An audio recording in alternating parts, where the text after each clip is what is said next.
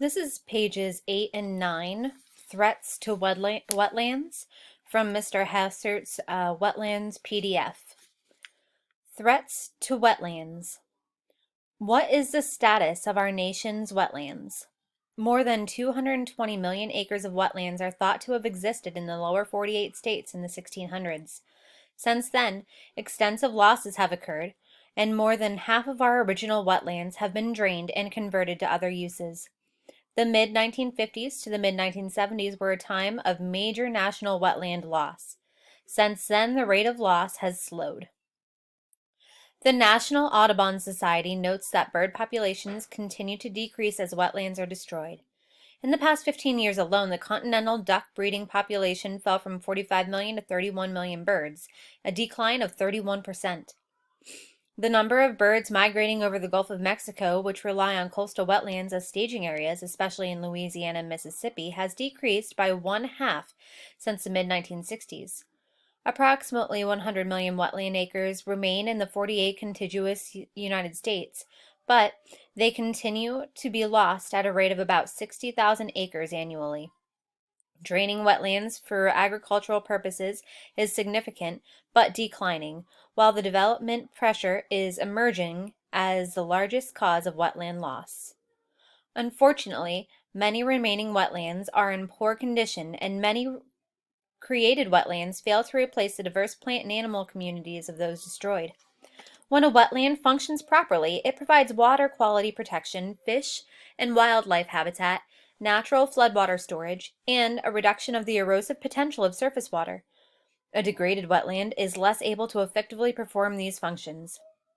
For this reason, wetland degradation is a big problem as outright wetland loss, though often more difficult to identify and quantify.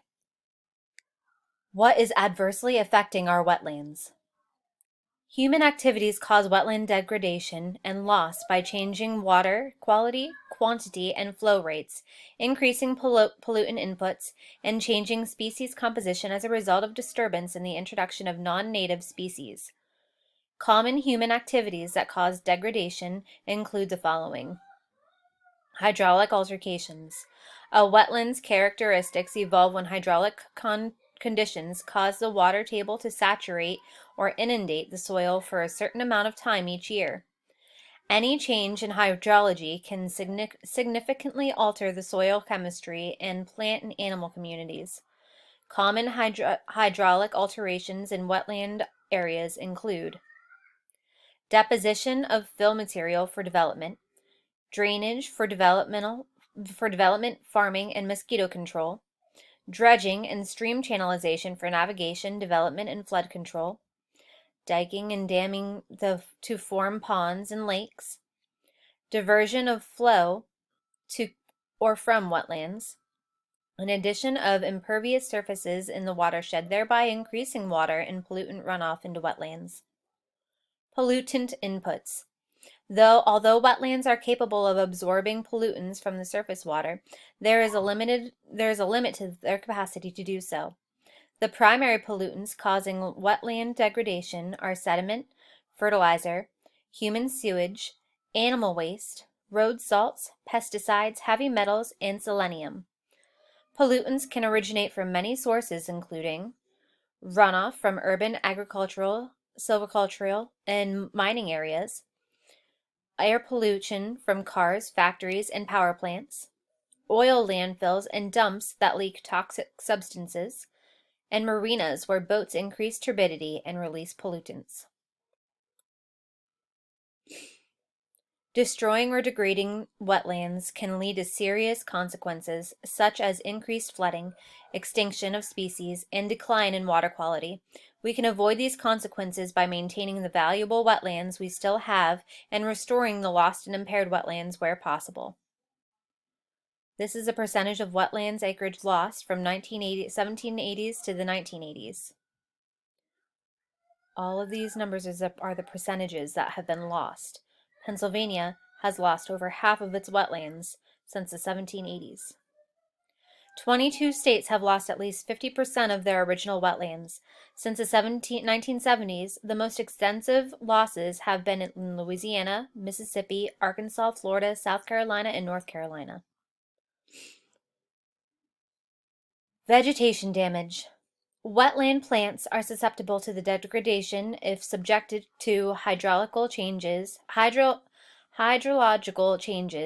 and pollution inputs. Other activities that can impair wetland vegetation include grazing by domestic animals, introduction of non-native plants that compete with natives, and removal of vegetation for peat mining. What can you do? Nearly 75% of all wetlands are privately owned, making it imperative that the public participate in wetland management and protection. Here are some things that you can do. Conserve and restore wetlands on your property. Support local wetlands and watershed protection initiatives by donating materials, time, or money. Work with your local municipalities and states to develop laws and ordinances that protect and restore wetlands. Purchase federal duck stamps for your local post office to support wetland acquisition. Participate in the Clean Water Act Section 404 program and the state regulatory programs by reviewing public notices and commenting on applications. Encourage neighbors and developers to protect the function and value of wetlands in your watershed. Avoid wetland alteration or degradation during project construction. Maintain wetlands and adjacent buffer strips as an open space. And reduce the amount of fertilizers, herbicides, and pesticides applied to lawns and gardens. Pollutants such as sediment, nutrients, pesticides, and heavy metals degrade wetlands and water quality across the country.